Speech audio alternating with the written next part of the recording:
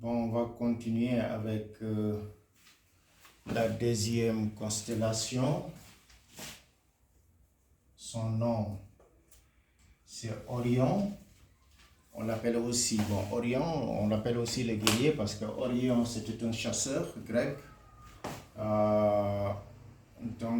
Selon la légende, il a été puni et envoyé au ciel et il s'est transformé en un amant d'étoiles. Donc ça, c'est la mythologie grecque. C'est de là que vient le nom Orion pour cette constellation, pour cette figure que vue et de la Terre, ça nous donne l'impression effectivement d'un guerrier.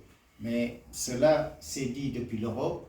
Depuis l'Europe, c'est vrai que la constellation Orion se voit d'autre façon que sous les tropiques. Sous les tropiques, la constellation se voit comme ça. Et au début, quand il sort au l'est, par exemple, actuellement, selon ce qu'on m'a dit depuis l'Afrique, la constellation au crépuscule, au crépuscule, on le voit à l'ouest. Il est en train de terminer son cycle de la nuit. Après, il va ressortir de l'autre côté à l'est pendant un bon bout de temps, je ne sais plus. Un mois, 2 mois, il va se repointer à l'est. On pourra le voir à un certain moment avant le lever du soleil. Mais en ce moment-là qu'il commencera à remonter la nuit et en ce moment-là, il ne se verra pas de cette façon-là, mais il se verra à l'envers. C'est-à-dire, c'est comme si tu le vois dans un miroir. Et dans ce cas-là, les points seront comme ça. Je vais le faire sur le tableau rapidement. Il se verra de cette façon. Quand il sortira de nouveau à l'est, il se verra de cette façon. Donc, pour revenir à ce qu'on a vu pour l'appeler le guerrier, c'est-à-dire en Europe, la constellation à peu près se tient verticalement, c'est-à-dire comme ça. Elle ne se tient pas de façon horizontale, elle se tient de façon verticale. Donc ici, c'est ce qu'ils ont regardé. Ils ont conçu que ces deux lignes-là, reliées, font les épaules. Cette ligne-là, ces trois lignes-là, reliées, font une sorte de ceinture qui passe, c'est-à-dire ce que les guerriers se mettaient de par le torse. Et là, ce serait par exemple la ceinture, les reins et du guerrier. Et ça, ce sont ses jambes. Et si tu vois bien Orion, c'est pourquoi je vous demande de ne pas aller directement sur l'Orion que les Grecs ou les Européens ou nous, on a connu depuis le début. Mais il faut aller directement à la constellation dans le ciel, le regarder, ou bien si vous pouvez le voir sans le dessin que nous sommes imaginés, ce serait mieux. À partir de là, vous serez en toute objectivité devant la création, devant le positionnement original des étoiles sans aucune contamination. Et dans ce cas-là, vous pouvez le voir depuis l'Europe. Mais depuis l'Europe, ce sera toujours le mont, mais le mont, ça dépend, vous pouvez le mettre verticalement, horizontalement, vous pouvez le tourner 360 degrés. Il reste le mot qui a été écrit.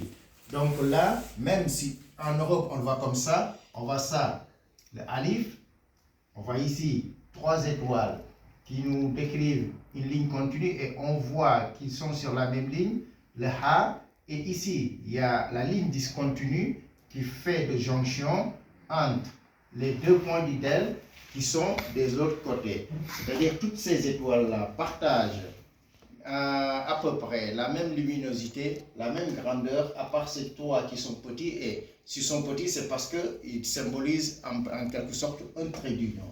Donc, pour conclure avec le mot Ahad, en Afrique, vous le voyez, je pense qu'aujourd'hui, si vous sortez au ciel, vous regardez vers l'ouest, normalement, ceux qui connaissent les constellations, le ciel, c'est ce qui connaissent le ciel et cette constellation en Afrique, s'ils sortent cette nuit et qu'ils regardent vers l'ouest, ils le verront et normalement ils le verront dans cette position si je ne me suis pas trompé, parce que ça fait, je vous ai dit tout à l'heure que moi, je suis avec ces trucs depuis 1995, de 95 à 99, je les ai suivis intégralement jour à jour. Et depuis lors, je n'ai pas pu. J'ai été comme vous, comme tout un chacun, happé par la vie et je n'ai pas pu continuer avec ça. Mais si vous sortez en Europe et si vous sortez en Afrique, sous les tropiques, vous regardez le ciel vers l'ouest. Je pense qu'en ce moment, il est là-bas parce que il sort très peu dans la nuit. Donc, vous le verrez dans cette position, c'est-à-dire que vous le lirez tel qu'il est. Alif, Haim, Del. C'est-à-dire, vous le verrez normalement comme il est écrit en arabe.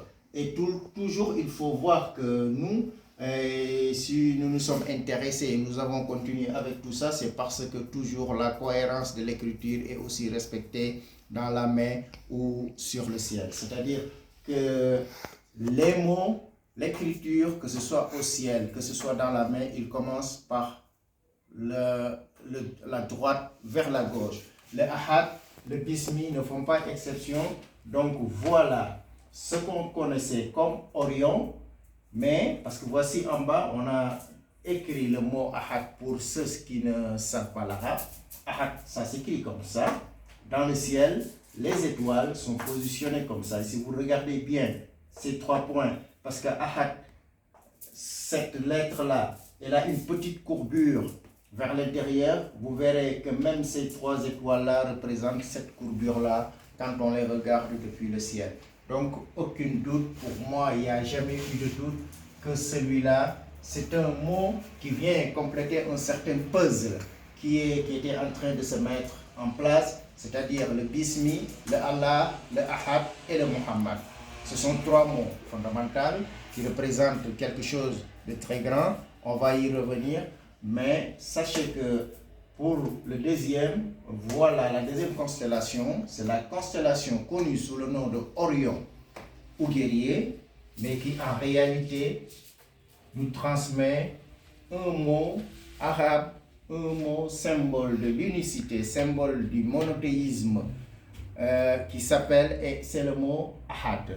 Donc voilà, on va venir avec la 3e constellation qui est le mot Allah. Et après, on va boucler, on va terminer par une autre vidéo comme conclusion. Et j'espère que tout sera utile pour vous et tout un chacun de vous, qui que vous puissiez être, où est-ce que vous puissiez être.